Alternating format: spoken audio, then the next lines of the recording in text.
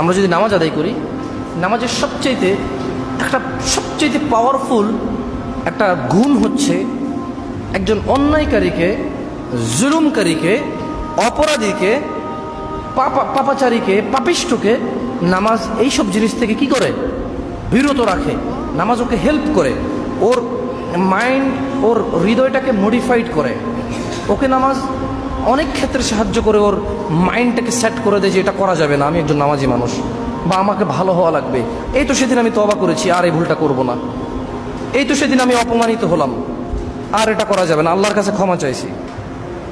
আর নামাজ এটা মানুষকে অন্যায় এবং অপরাধ থেকে দূরে রাখতে এজন্যই পারে। দিনে কয়বার নামাজ? 5 বার। মানুষ যখন তার নামাজকে ভুলবে না, তখন সে অপরাধকে ভুলে যাবে। আর মানুষ যখন তার নামাজকে মনে রাখতে পারবে, তখন সে এটা মনে রাখতে পারবে যে আমি অপরাধ করব না।